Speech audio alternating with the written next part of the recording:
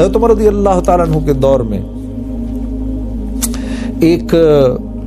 ایک طبیب تھا غیر مسلم. اس زمانے میں مدینہ جب مسلمانوں کا عروج تھا, اسلام کا عروج تھا, تو مدینہ ایسے تھا جیسے آج ہمارے یہاں دنیا کے بڑے بڑے شہر جیسے نیو یارک سٹی ہے اور لنڈن ہے. مدینہ ایسے تھا, باہر سے لوگ مدینے آ کے رہا کرتے تھے اسلام سیکھنے کے لیے. تو یہ غیر مسلم طبیب تھے. یہ ایک دن حضرت عمر رضی اللہ تعالیٰ عنہ کے پاس آئے اور کہا کہ 1 سال ہو گیا ایک بھی مریض میرے پاس نہیں آیا, کیا اس کی وجہ یہ ہے کہ میں مسلمان نہیں ہوں؟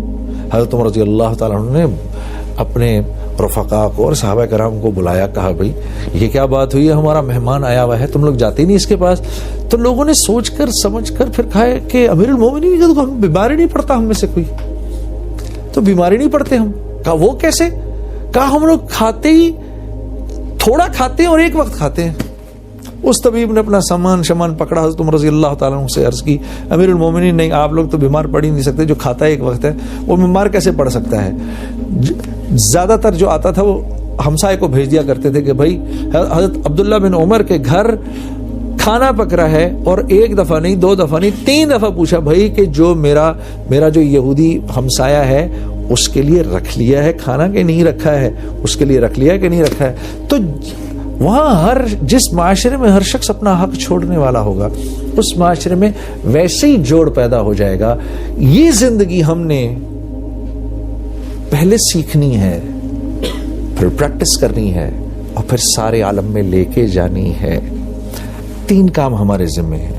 نمبر 1, دین کو سیکھنا, اس کو پہلے سیکھنا, کیونکہ دین سیکھے بغیر زندگی میں نہیں آتا. اللہ نے دین کے سیکھنے کے لیے قربانی کو شرط رکھا ہے, سیکریفائز اس کو ہم کہتے ہیں نا. اور سیکریفائز دونوں طرح کی ہوتی ہے, جان کی بھی ہوتی ہے, مال کی بھی ہوتی ہے. جب میں جان کی سیکریفائز کہتا ہوں تو اس سے میری مراد ہے وقت دینا, ٹھیک ہے. تو ہماری زندگی کے گزرتے ہوئے لمحات میں جو ہمارا وقت ہے وہ دین سیکھنے کے لیے ضروری ہے, شرط ہے. اس کے بغیر دین زندگی میں نہیں آتا. مسلمان تو کہلائیں گے لیکن اللہ کے نبی اور اللہ کی منشا کیا ہے اس کا ہمیں پتہ نہیں ہوگا, تو زندگی پوری کی پوری اس کے بغیر گزر جائے گی. تو ایک ہے دین سیکھنا, دوسرا ہے پھر سیکھ کے اس کو پریکٹس کرنا. کیونکہ بہرحال پتہ تو ہے نماز کیسے پڑھی جاتی ہے, لیکن ایک بہت بڑا مجمع ہے جو ایمان کی کمزوری کی وجہ سے نماز پڑھ نہیں سکتا, پڑھنا چاہتا ہے پڑھ نہیں سکتا, نماز پڑھنی آتی ہے تو سیکھ تو لیا ہے, اب اس کو پریکٹس نہیں کر رہے, تو پھر اس کو پریکٹس کرنا ہے. پریکٹس کیسے کیا جاتا ہے؟ پریکٹس کیا جاتا ہے دینی ماحول میں جا کر. آپ جس ماحول میں جائیں گے ماحول اپنا تاثر رکھتا ہے. اللہ نے انسان کو ماحول کا پابند بنایا ہے. جب ہم ماحول میں آتے ہیں تو ماحول میں آ جانے کے بعد ہمارے اوپر ایسے اللہ کا ایک نظام چلتا ہے کہ ہم اس ماحول کا اثر لینا شروع کر دیتے ہیں. آپ مسجد جائیں, مسجد میں بیٹھ کر اللہ کی بات سننا آسان ہے, مسجد سے باہر آ جائیں وہی بات پھر سننا مشکل ہو جاتی ہے. تو مسجد انسانوں کے بننے کی جگہ ہے, یہ وہ جگہ ہے جہاں پر انسان بنتے ہیں. مسجد میں 1-1 گھنٹے تک آدمی بیٹھ کر اللہ کی بات سن سکتا ہے, مسجد سے باہر نکلنے کے بعد وہی بات 1 گھنٹے تک سننا مشکل ہو جاتا ہے. اسی لیے اللہ کے نبی صلی اللہ علیہ وسلم کا ارشاد ہے, آپ نے فرمایا جس کو مسجد جاتے ہوئے دیکھو اس کے ایمان والے ہونے کی ضمانت دو, چاہے وہ کسی بھی برائی میں مبتلا کیوں نہ ہو, بڑی سے بڑی برائی میں مبتلا کیوں نہ ہو. لیکن کیونکہ یہ مسجد جانے کا عادی ہو گیا ہے, ماحول کا عادی ہو گیا ہے, اب اس کے لیے دین سیکھنا بھی آسان ہوگا, اس کے لیے دین پر چلنا بھی آسان ہوگا. تو یہ ہماری دوسری ذمہ داری ہے, دین سیکھنا, اس کو پریکٹس کرنا, اور تیسری ذمہ داری ہے کہ پھر اس دین کو دنیا کے ایک کونے سے دوسرے کونے تک لے کے جانا. رسول اللہ صلی اللہ علیہ وسلم کی عبادت سارے عالم میں جا کر کرنا, رسول اللہ صلی اللہ علیہ وسلم کے اخلاق سارے عالم میں لے کے جانا, رسول اللہ صلی اللہ علیہ وسلم کے معاملات سارے عالم میں لے کے جانا, رسول اللہ صلی اللہ علیہ وسلم کی معاشرت سارے عالم میں لے کے جانا. یہ 3 ذمہ داریاں ہیں ہماری اب، اور جو ان ذمہ داریوں پر چلے گا اللہ اس کی دنیا بھی بنائیں گے، آخرت بھی بنائیں گے۔ یا ایھا الذین آمنوا ان تنصروا اللہ ینصرکم ویثبت اقدامکم، اے ایمان والو تم میری مدد کرو، ہم تمہاری مدد کریں گے اور تمہارے قدم جما دیں گے۔ اللہ رب العزت بے نیاز ہے، صمد ذات ہے، اللہ کو ہماری مدد کی کیا ضرورت؟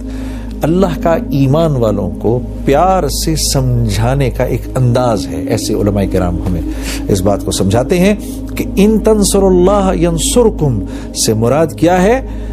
تمہیں جو ذمہ داری دی گئی ہے تم اس ذمہ داری کو پورا کرو، پھر تمہاری دنیا ہم بنائیں گے۔ عزیز دوستو، جو ایک بات بڑی مشکل سے، بڑی ریاضت کے بعد سمجھ میں آتی ہے وہ یہ کہ آدمی دنیا اپنی خود نہیں بنا سکتا، دنیا آدمی کی بنائی جاتی ہے من جانب اللہ، دنیا اللہ نے اپنے ذمہ رکھی ہے۔ اسی لیے ہم اللہ رب العزت سے دعا کرتے ہیں اللہم انی اسألک حیات طیبہ، اے اللہ مجھے حیات طیبہ عطا فرما، مجھے اچھی زندگی عطا فرما، کیونکہ اچھی زندگی دی جاتی ہے، اچھی زندگی خود زور لگا کے بنائی نہیں جا سکتی، اس کے لیے صحیح طریقے، صحیح راستے پر چلنا پڑتا ہے۔ جو راستہ متعین کیا گیا ہے اس راستے پر چلیں گے تو وہ خوبصورت زندگی ملے گی۔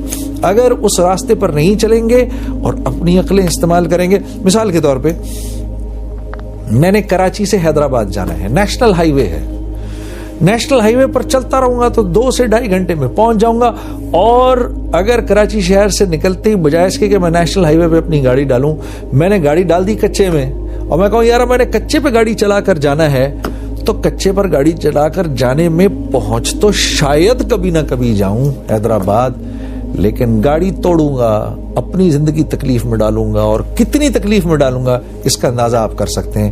اس لیے اللہ اور اس کے رسول کے بتائے ہوئے راستے سے جب ہم لوگ دائیں بائیں ہوتے ہیں پھر ہم اپنا ہی نقصان کرنا شروع کر دیتے ہیں، اور پھر زندگی مشکل ہو جاتی ہے، حالات گھیر لیتے ہیں، حالات گھیر لیتے ہیں، وہ آ جاتے ہیں ارد گرد سے۔ آدمی مصیبت کو یہاں سے ہٹاتا ہے، مصیبت یہاں سے ہٹتی ہے، یوں جاتی ہے اور یوں گھوم کے آتی ہے کہ اب میں پیچھے سے آؤں گی، پھر پیچھے سے آتی ہے اور پیچھے سے آ کر پھر تکلیف دیتی ہے، پھر وہاں سے جاتی ہے، اس کو وہاں سے ہٹاتے ہیں، پھر گھوم کے آتی ہے، اب وہاں سے آؤں گی، اور جب راستے پر تو نہیں پڑتے، مصیبت کو ہٹانے کے چکروں میں پڑے رہتے ہیں، وہ مصیبت وقت کے ساتھ ساتھ بڑی ہوتی جاتی ہے، ہوتی جاتی ہے، ہوتی جاتی ہے۔ دین دیا ہی اس لیے گیا ہے کہ آدمی دنیا کے اندر ایک خوبصورت زندگی گزار سکے، دین دیا ہی اس لیے گیا ہے کہ مختلف زبانوں، مختلف علاقوں، مختلف سوچوں کے اور آئیڈیالوجی کے لوگوں کے ساتھ، اور مختلف ملکوں کے لوگوں کے ساتھ میں مل جل کر کیسے رہوں، جن کی مختلف تہذیبیں ہیں، جن کی مختلف سوچیں ہیں، ان کے ساتھ میں مل جل کر کیسے رہ سکتا ہوں، دین اس لیے دیا گیا ہے۔ لوگ آپس میں اپنا حق چھوڑ کر دوسرے کو دینے والے کیسے بن جائیں، دین اس لیے دیا گیا ہے۔ جس معاشرے میں ہر شخص اپنا حق چھوڑنے والا ہو اور دینے والا ہو، اس معاشرے کے اندر قتل و غارت کیسے ہو سکتی ہے؟ اس معاشرے کے اندر کوئی کسی کے حق پر ڈاکہ کیسے ڈال سکتا ہے؟ ڈالے گا ہی نہیں، وہ تو معاشرہ ایسا ہوگا۔